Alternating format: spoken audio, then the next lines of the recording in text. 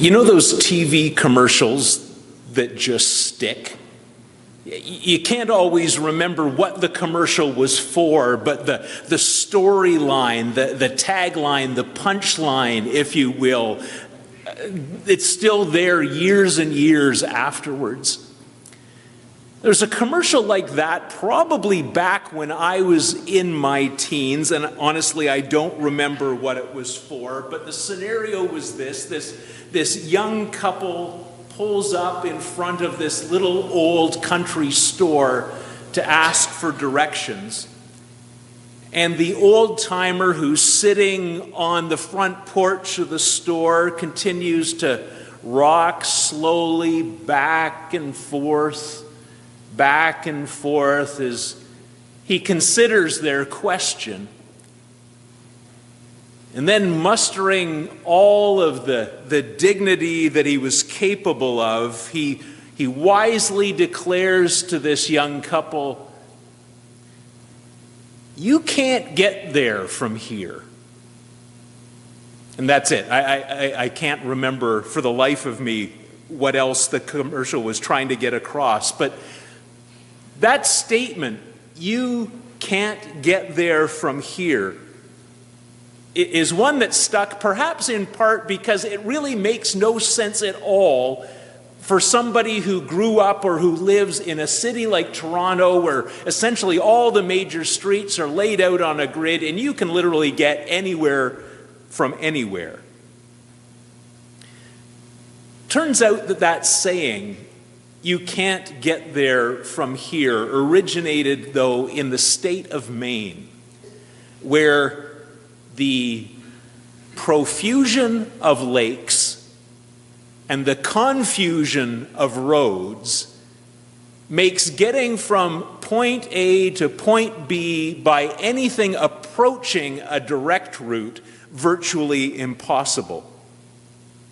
As one person has put it, when you need to use it, it is a saying that makes perfect sense. Because to get to some places, you just have to be at the right starting point. This morning, we're not yet at the beginning of the season of Lent. But it's really with today's scripture that our journey to the cross begins this year.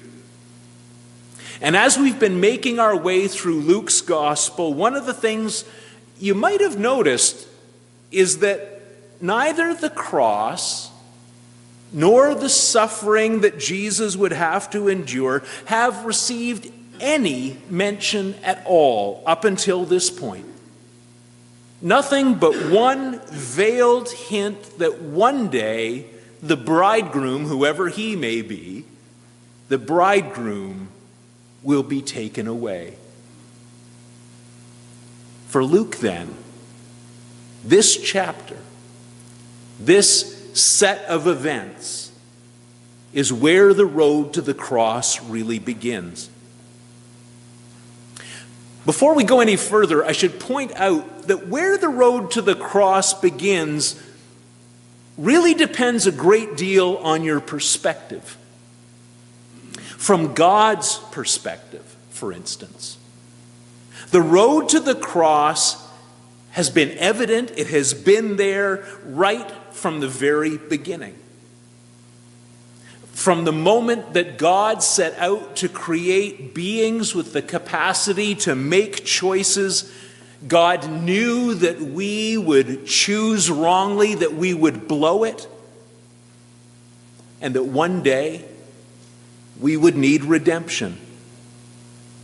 That's why in the book of Revelation, the Apostle John speaks about Jesus as the Lamb that was slain from the creation of the world. For God, that's where it began.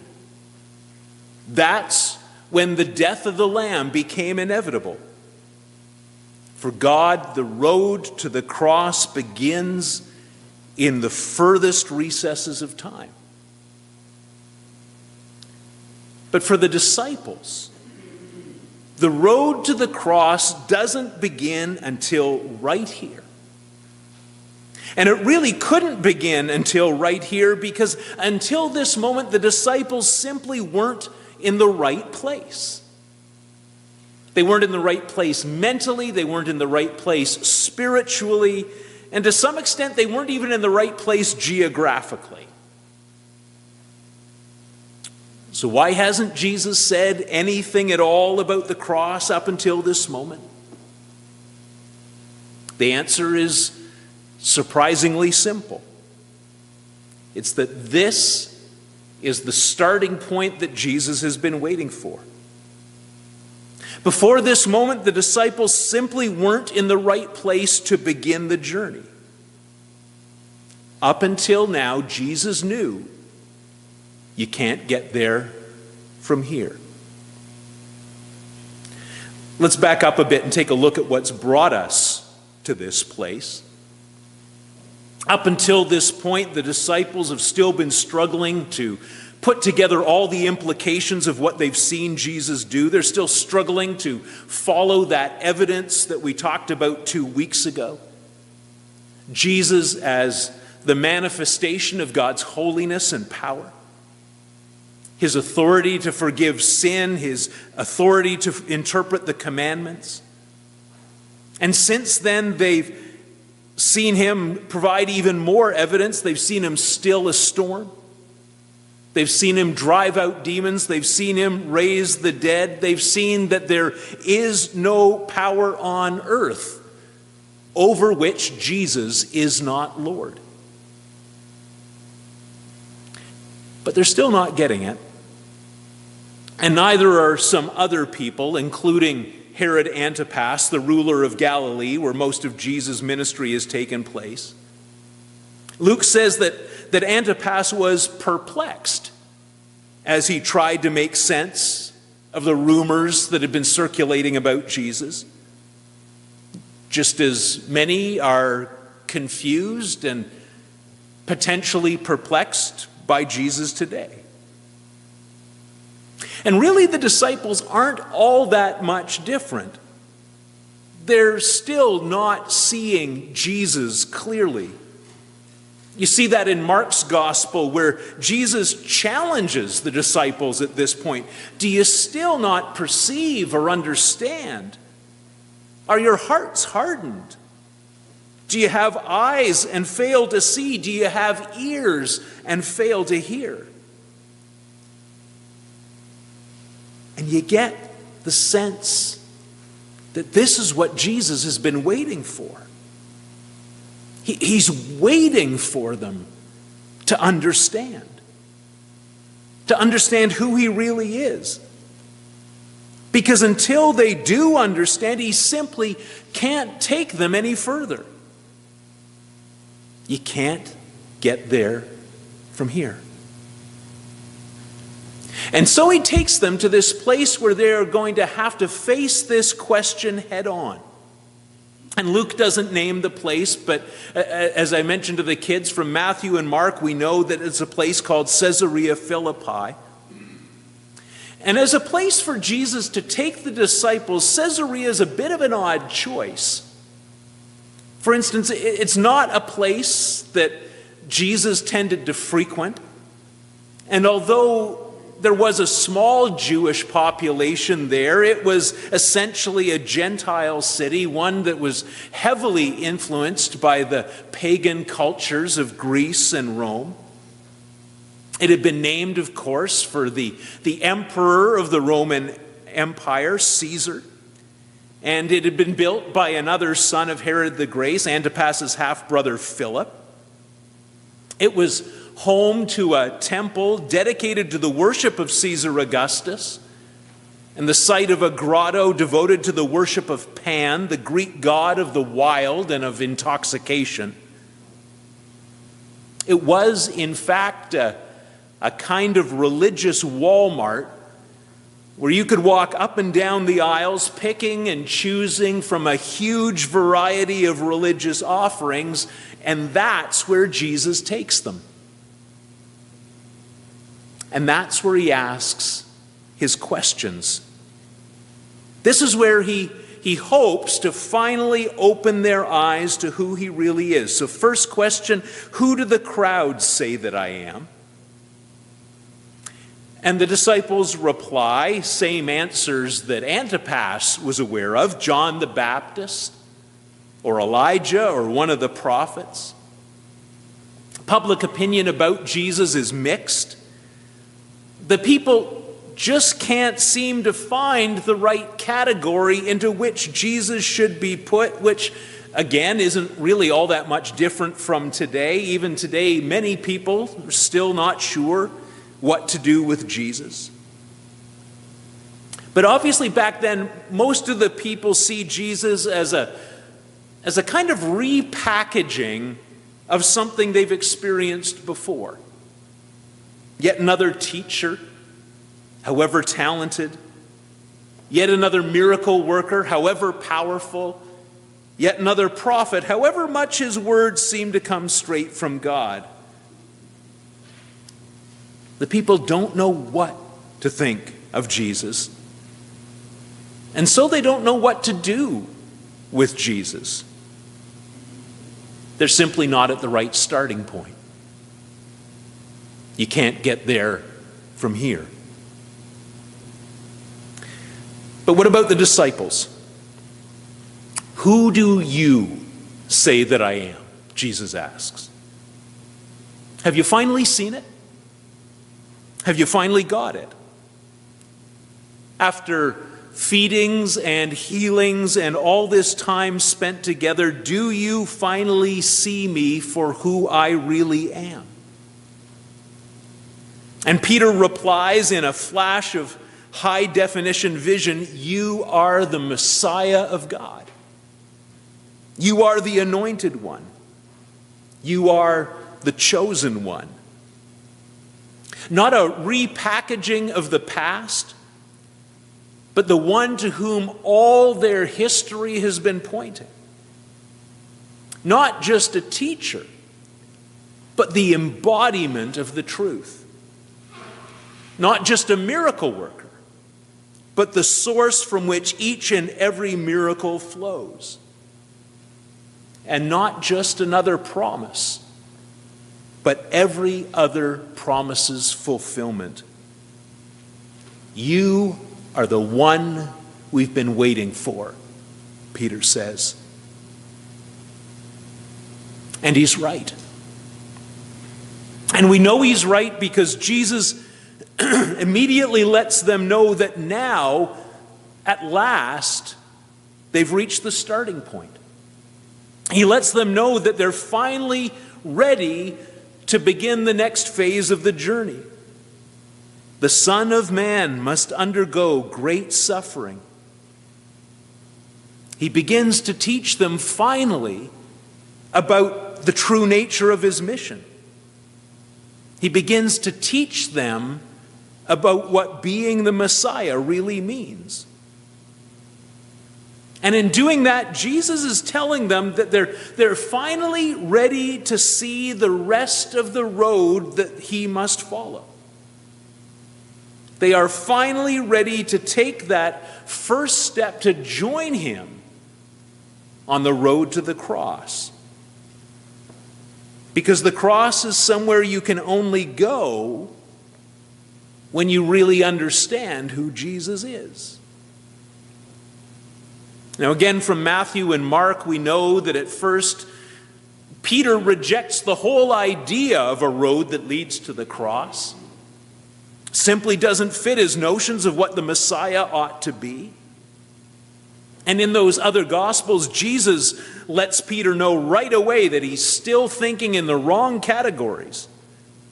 You are setting your mind not on divine things, but on human things.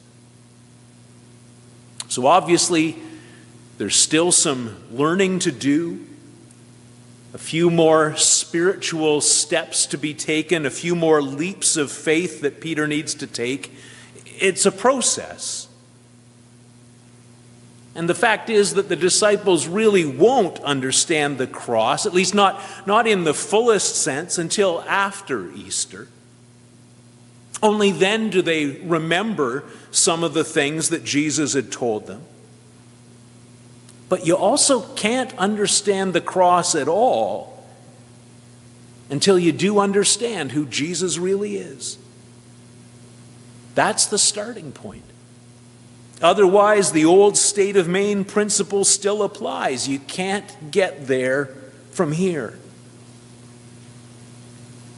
Today, you and I find ourselves in what you might call a modern day Caesarea Philippi. We live in a place, we live in a context where every god imaginable is available to be worshiped. You can worship at the altar of political power like they did in the temple of Caesar Augustus. You can worship the god of personal indulgence, which is really what Pan represented. One of the other temples at Caesarea was the temple of the dancing goats. Call it the god of entertainment. And another was for Nemesis, the goddess of revenge, for people who are chained to the altar of past hurts and can't find the key of forgiveness. But it goes beyond that. There are still people walking the aisles of Caesarea Philippi today, picking their faith from the flavor of the day. And there are even those who cling to the name of Jesus, but who are also clinging desperately to the categories of the past, to the notion of Jesus as prophet or teacher or healer, but who still don't see him for who he really is.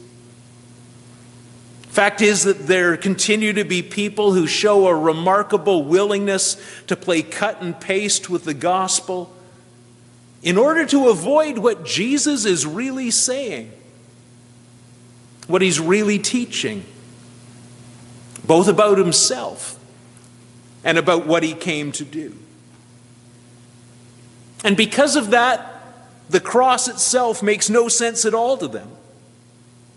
As Paul said, it seems foolishness. In order to fit their categories, it has to be radically recast either as an enormous tragedy or else as some kind of moral lesson drenched in blood. The one thing it simply cannot be for them is what it really is. The one and only way in which God takes seriously the deadly nature of our sin and yet shows grace to those who are willing to receive it from his hand.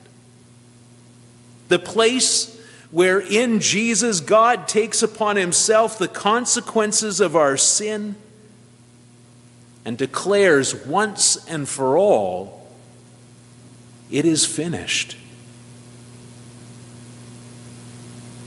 What was true then is still true today. You simply can't set foot on the road to the cross without understanding who Jesus really is. You can't see the road without facing the question, who do you say that I am? And you can't choose that road if you're still trying to pick your own God from the Walmart of Caesarea Philippi, rather than surrendering to the living God who has chosen you. And that's the challenge that Jesus sets before us today. We've seen, we've heard, but will we answer? Will we face up to who Jesus really is? Because from any other place where you might be, the answer is still the same.